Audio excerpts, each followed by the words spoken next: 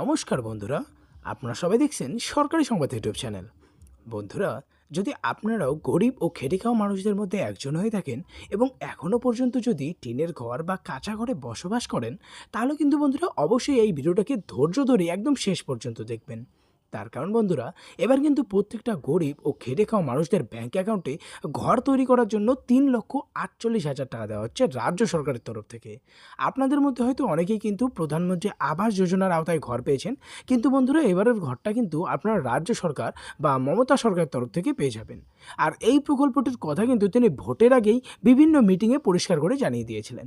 যেমনটা কিছুদিন ধরে আপনারা শুনে আসছেন যে মুখ্যমন্ত্রী পদে বসা মাত্রই কিন্তু মমতা বন্দ্যোপাধ্যায় একের পর এক গরিবদের জন্য নানা ধরনের সুযোগ সুবিধা দিয়ে যাচ্ছেন। রাজ্য ইশতেহারেও কিন্তু ভোটের আগে বিভিন্ন মিটিং মিছিল ও সবাই গিয়ে মমতা বন্দ্যোপাধ্যায় সেই সমস্ত প্রতিশ্রুতির কথা দিয়েছেন, সেগুলো কিন্তু তিনি ইতিমধ্যে পূর্ণ করার কাজও শুরু করে দিয়েছেন। আর ঠিক সেইভাবেই কিন্তু বাংলা বাড়ি প্রকল্প নামে এই নতুন প্রকল্পটিও মমতা বন্দ্যোপাধ্যায় শুরু করে দেন। তো আসুন বন্ধুরা, এবার দেখে নেওয়া যাক যে কিভাবে এই ৩,৪৮,০০০ টাকা আপনারা আপনাদের ব্যাংক অ্যাকাউন্টে নিতে পারবেন।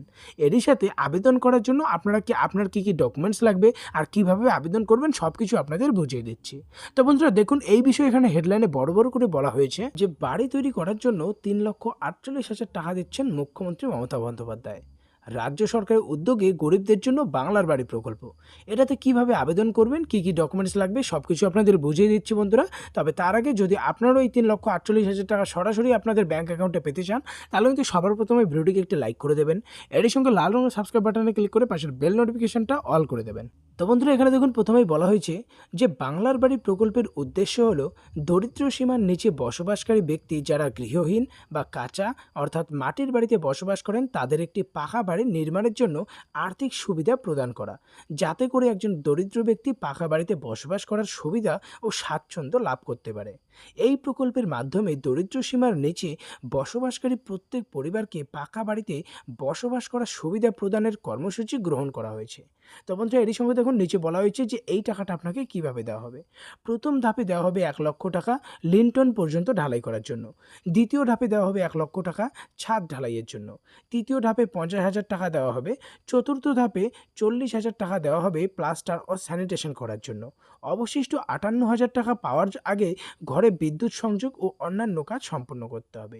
এবারে কথা হচ্ছে কারা কারা আবেদন করতে পারবে। বলা হচ্ছে যে পরিবারের কর্ত্রী মহিলা অথবা অন্যভাবে সক্ষম প্রতিবন্ধী ব্যক্তি এবং যারা অর্থনৈতিকভাবে দুর্বল ও প্রতি মাসে ১০,০০০ টাকার মধ্যে আয়, তারাই কিন্তু এই নতুন প্রকল্পের সুবিধাটা নিতে পারবে।